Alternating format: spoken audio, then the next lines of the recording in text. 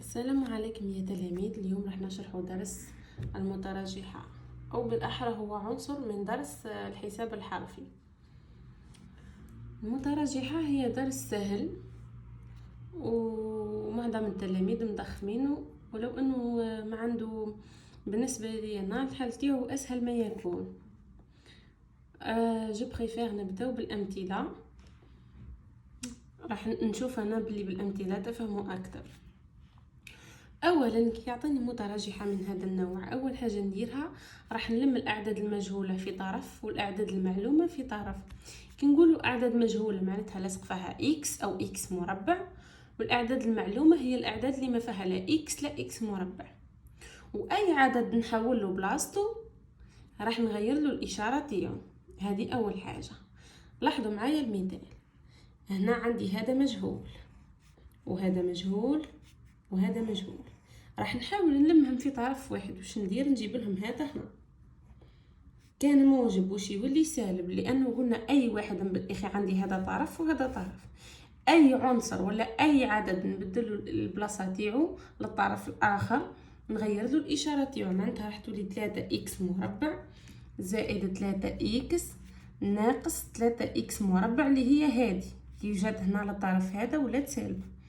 أكبر أو تساوي، عندي هنا 3 وجبت لها 6. الستة كانت موجبة تولي ناقص 6. نتمنى تكونوا فهمتوا السطر هذا. في السطر هذا لميت الأعداد اللي فيها إكس وإكس مربع في طرف، واللي ما فيهاش إكس وإكس مربع في طرف، حيث كل عدد نحركه من بلاصتو راح نغير له الإشارة تاعو. درك أنا من هنا خليت الأعداد المعلومة، 6 هذه موجبة جات هنا ولات سالبة، و3 إكس مربع به تلم هاي باه تتلم مع الاعداد اللي فيها اكس مربع واكس تروح للطرف الاخر اللي على اليسار وتولي سالبه. عندي 3 اكس مربع وناقص 3 اكس مربع يروحوا مع بعضهم يعطوني صفر. تبقى لي من الطرف هذا 3 اكس ومن الطرف هذا 3 ناقص 6. استعملوا الكالكولاتريس يا اطفال، تخرج ناقص 3. نحسب درك انا لازم يبقى لي في الطرف هذا اكس فقط. العدد اللي لصق في اكس هو ضرب، كي نديه للطرف الاخر يولي قسمه. هذا العدد مضروب في اكس كي نديه هنا يولي قسمه، تولي لك اكس اكبر او تساوي ناقص 3 اللي هي هذه على 3 تاع الاكس. سي بون باه يبقى اكس واحد ونتخلص من العدد هذا. وين نديه للطرف الاخر. كي نديه للطرف الاخر كان ضرب 3 اكس معناتها 3 في اكس يولي قسمه. تولي لك كي تحسبوا هذه بالكالكولاتريس تولي لك اكس اكبر او تساوي ناقص 1. درك التمثيل البياني راح نحطه هنا. قلنا الحل تاعي هي الحلول تاعي هي مجموعه الاعداد اكبر من ناقص 1. اكس اكبر او تساوي ناقص 1، نحط ناقص 1 هنا. الاعداد اللي اكبر من ناقص 1 هي هذه الاعداد اللي على يمين ناقص 1. هذه هي الاعداد اللي اكبر من ناقص 1. قال لي اكس اكبر او تساوي ناقص 1 معناتها اكبر من ناقص 1، معناتها الحلول تاعي اكبر من ناقص 1. الاعداد اللي اقل من ناقص 1 نشطبها. متفاهمين؟ ومن بعد واش نعمل؟ راح نعمل الحاضنه اذا كان عندي او تساوي اللي هو الخط هذا الصغير. واش نعمل؟ ندور الحاضنه جهه الحلول هاك. اذا كان ما عنديش او تساوي مثلا هاك برك، الحاضنه تاعي واش تدير؟ تدور لجهه المشطب.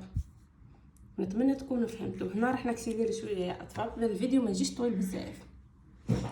بون واش نعملوا؟ عندي انا 4 اكس مربع زائد 1 زائد 3 اكس 6 اكس ناقص 8 زائد 4 اكس مربع. قلنا نلموا الاعداد اللي فيها اكس واكس مربع في طرف، والاعداد اللي ما فيهاش اكس واكس مربع في طرف. عندي هذا فيه اكس، هذا فيه اكس، هذا فيه اكس، هذا فيه اكس. قلنا اي واحد نبدلوا له الطرف تاعو نغيروا له الاشاره. عندي 4 اكس مربع زائد 3 اكس، نجيبوا هذا هنا يولي ناقص 6 اكس، نجيبوا هذا هنا يولي ناقص 4 اكس مربع اقل او تساوي. عندي هنا ناقص 8 والعدد هذا ما فيهش اكس يجي مع ناقص 8 كان زايد 1 يولي ناقص 1. نكمل نحسب. عندي 4 اكس مربع وناقص 4 اكس مربع يعطوني صفر. تولي زائد 3 إكس ناقص 6 إكس.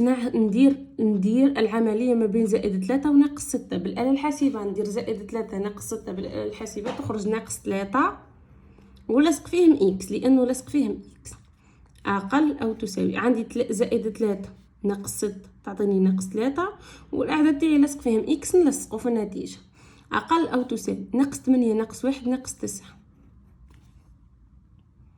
نتمنى تكونوا فهمتوا حتى لهنا. ومن بعد واش نعمل كيما عملت هنا، ديت 3 هذه ديتها هنا ولات قسمة، حتى هنا نهز الناقص 3 هذه ندها من هنا تولي قسمة. ولكن إذا العدد اللي لاصق فيه إكس سالب كي نديه لهيه نغير المتباينة. ملي كانت إكس أقل أو تساوي ناقص 9 تولي أكبر أو تساوي ناقص 9 على ناقص 3. نعاود قلنا هنا وعلاه ما غيرناش المتباينة. أصلا ماكمش تشوف هنا 3 إكس أكبر أو تساوي ناقص 3. كديت 3 للجهة الطرف الآخر باه يبقى إكس وحده درنا تقسيم 3 وما غيرناش المتباينة. لكن هنا غيرنا المتباينة. وعلاه لأنه العدد اللي لاصق في إكس سالب. إذا كان العدد اللي لاصق في إكس سالب كنديه للطرف الآخر نقلبو قسمة وما نغيرلوش الإشارة، نقلبو قسمة فقط، الإشارة تاعو تقعد نفسها. إذا كان سالب يقعد سالب، وإذا كان موجب يقعد موجب، نقلبو قسمة فقط. العدد اللي لاصق في إكس إذا كان سالب نغير المتباينة. متفقين؟ ومن بعد نحسب. عندي ناقص 9 على ناقص 3 معناتها إكس أكبر أو تساوي 3. هذا هو الحل. راح نروح وندير الرسم ولا البيان. راح نمثل الحلول بيانيا. قلنا الحل تاعي هو 3. مجموعة الحلول هي جميع الأعداد أكبر من 3. تجيو تقراو إكس أكبر أو تساوي 3 معناتها جميع الحلول اللي أكبر من 3. الحلول اللي أكبر من 3 هي جميع الأعداد اللي أكبر من 3 جاية على يمين 3. متفقين؟ واللي على اليسار هي أعداد أصغر من 3 تسمى ما تنتميش للحلول تاعي. أصغر من 3 ما كانش. هو قال لي إكس أكبر أو تساوي 3 معناتها الحلول اللي أكبر من 3.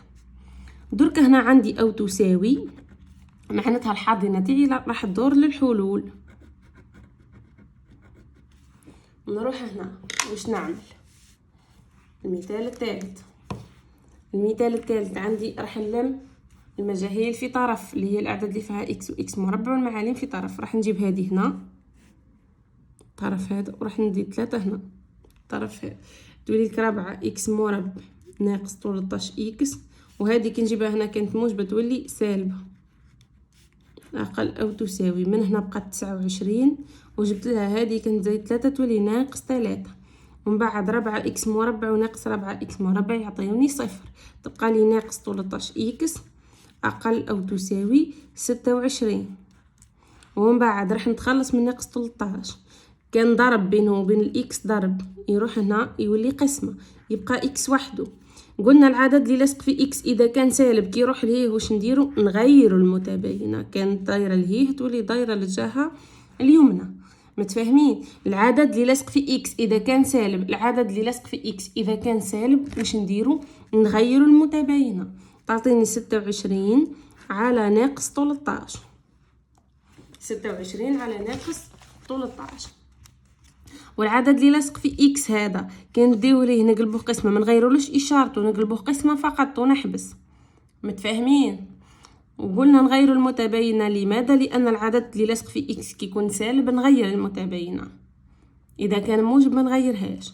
تولي لك إكس أكبر أو تساوي ناقص 2. نمثل الحلول درك. ناقص 2 قال لي إكس أكبر من ناقص 2 معناتها مجموعة الحلول تاعي أكبر من ناقص 2. أكبر أو تساوي ناقص 2. العدد اللي أكبر من ناقص 2 يجيو من الجهة هذه على يمين ناقص 2، والأعداد اللي أصغر من ناقص 2 يجيو من الجهة هذه نشطبوها لأنهم لا ينتميوا للحلول. قال لي إكس أكبر أو تساوي ناقص 2.